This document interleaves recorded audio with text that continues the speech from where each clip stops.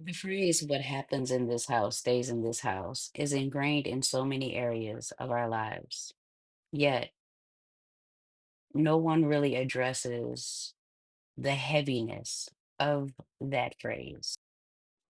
So, we all know we hear it a lot in like different cultural Southern households, or we've even heard the same type of things in like mafia movies. I don't know if you've ever watched like The Godfather and stuff like that, but definitely something that is widely used. What happens in this house stays in this house.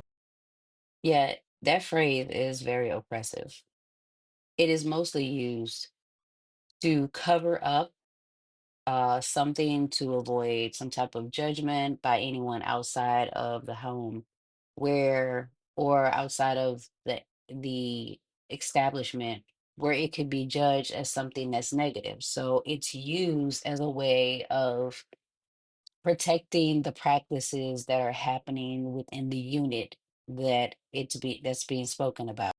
Let's talk about the things that what happens in this house stays in this house has covered up. What happens in this house stays in this house can silence the victim. So if there's someone that is being abused emotionally, physically, or mentally, be it a parent, a child, um, a grandparent, something of that nature is covered up using that statement. It puts everybody in an oppressive, silent mode where you can't speak about things and how it makes you feel. It controls the narrative of what's actually happening in the home, where everybody then practices the story as though so they can all be on one accord, or even to hold together or maintain the reputation of the person that it's about, so that how the outside world sees them or the community sees them or sees it, that reputation is held up because everyone doesn't understand the full impact of what's happening underneath that blanket of what happens in this house stays in this house. It also discourages open discussion about things like financial struggles or mental health issues that may be going on in someone's home, or in somebody's position, if they like that person for that position, or any type of like abuse patterns. Also, it can be something that it actually benefits someone, so it's not fully addressed because it would completely mess things up. So an example of that is there could be a family member that everyone knows is not safe with children, and everyone's told not to discuss it. Everybody knows it, but nobody really addresses it because maybe that person is the foundation of the family. Maybe they are one of the breadwinners that are able to supply people in the family with things. Maybe they are secretly violent and people know that, but they don't want to be the recipient of that person's wrath. So it's solely about covering things up. Also, what happens in this house stays in this house has definitely um, discouraged any kind of external or help or growth. Like, that's why many cultures don't send their family members, or their family members don't participate in going to counseling until like maybe a few years ago, recently. I know in the African American culture, it was very taboo for you to go and sit down with a counselor and tell people anything about anything going on in your house, because some of that stuff, based on the definitions that the governments have given it, could be considered to be abuse of some sort.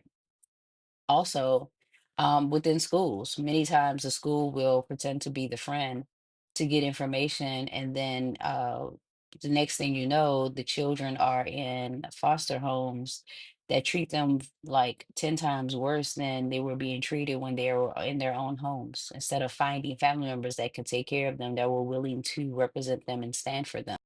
This can all be very tricky, but if you are spiritually in tune, you'll be able to understand what needs to be done in certain areas. But let's think about how far back that this could possibly go. So, in slavery. what happens in this house stays in this house. Once slaves were able to actually speak and have conversation about what was going on and express themselves, they definitely were taught, especially when they worked in the homes, not to discuss things that were happening. And it was because um, they didn't want other plantations to know what was going on, yet the slaves still had conversation between each other because they would make friends in between the different plantations. And it was mainly the ones who were working within the home. But it doesn't mean that those who were working in the field didn't have conversations themselves. So probably even before Jim Crow, there was just this overbearing sense of don't discuss what goes on in my house. And I'm 1,000% sure it actually happens in church because a lot of times in churches may even reinforce those type of things where especially when it came to Jim Crow and slavery bill where they talked about um keeping the internal struggle private and avoiding, racial violence. So as long as you don't talk about it, then you won't have to worry about being beaten or mistreated or labeled as someone who, talk too much and or have your tongue cut out or have a family member harmed because you didn't keep your mouth closed. Another area that this would apply was when taking over indigenous lands. There were cultures that were put into quote unquote schools to teach them how to be more um, civilized, and within that they were taught both indigenous communities and African traditions. They were forced to go underground to practice their normal practices as far as like their spiritual practices with nature, to speak their language. They weren't allowed to speak their language because a lot of the people who were oppressing them had no idea what they were saying, and so they were basically told, that as far as expressing themselves, that they had to express themselves in English where it could be understood, but also it was to keep track of what they were telling because when you're taught a language and you don't understand, it's like when you take your kids somewhere and you aren't telling them everything and then they say something and you get mad because they said it out of their mouth. Well, they had no idea that they weren't supposed to talk about that thing or any other aspect of it unless you say don't talk about it and stress why that's so important. So a lot of times you had all of these different indigenous cultures that had no idea or understood the need for secrecy. And it was like having little toddlers with information, and then requiring them not to say anything when all it was something that was new and all they wanted to do was talk about it because they were so full of emotion or excitement or sadness about this. Even goes into the secret keeping, of like ancient mystery schools and different things like that, where there was the medieval Renaissance era and medieval